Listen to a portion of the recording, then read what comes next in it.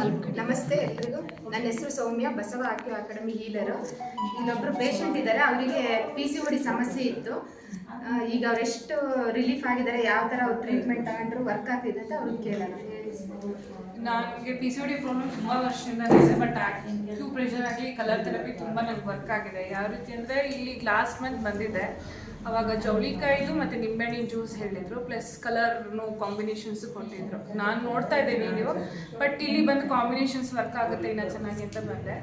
ಅವಾಗ 7 ಡೇಸ್ಗೆ last month periods ಅವಾಗ ಆದೆ ನಾನು. ಮತ್ತು ಈ ಮಂತ್ ಸ್ವಲ್ಪ ಪ್ರಾಬ್ಲಮ್ ಅನ್ನಿಸ್ತು, ಮತ್ತೆ ಇನ್ನೊಂದ್ಸಲಿ ಬಂದು ನೋಡೋಣ. 2 ಡೇಸ್ಗೆ ನಾನು ಜವಳಿಕಾಯಿ ನಿಂಬೆಹಣ್ಣಿನ ಜ್ಯೂಸ್ ಏನು ಹೇಳಿದ್ರು ಅದು ತೊಗೊತಿದ್ದಂಗೆ ನಂಗೆ ಪೀರಿಯಡ್ಸ್ ರೆಗ್ಯುಲರಾಗಿ ಆಗ್ತಾ ಇದೆ. ಈಗ ಜೊತೆಗೆ ಬ್ಯಾಕ್ ಪೈನ್ ಕೂಡ ತುಂಬಾ ಇತ್ತು ನನಗೆ. ಸೊ ಅದಕ್ಕೂ ಕಲರ್ ಥೆರಪಿ ತುಂಬ ಚೆನ್ನಾಗಿ ವರ್ಕ್ ಆಗಿದೆ. ಯಾವ ಕಲರ್ ಆಗ್ತಾ ಇತ್ತು? Yellow colour, usually blue refer.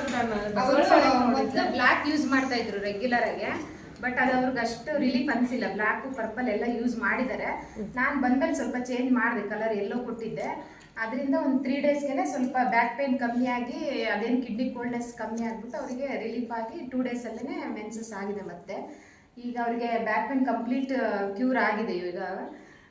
ಈಗ ಆರಾಮಿದ್ದೀರಲ್ಲ? ಈಗ ಆರಾಮಿದ್ದೀನಿ. ಯಾರಿಗೆ ಆಗಲಿ ರೆಫರ್ ಮಾಡ್ತೀನಿ ಅಂದರೆ ಕಲರ್ ಥೆರಪಿ ವಿತೌಟ್ ಮೆಡಿಸಿನ್ಸ್ ಎಲ್ಲರೂ ಚೆನ್ನಾಗಿ ಆಗ್ಬೋದು.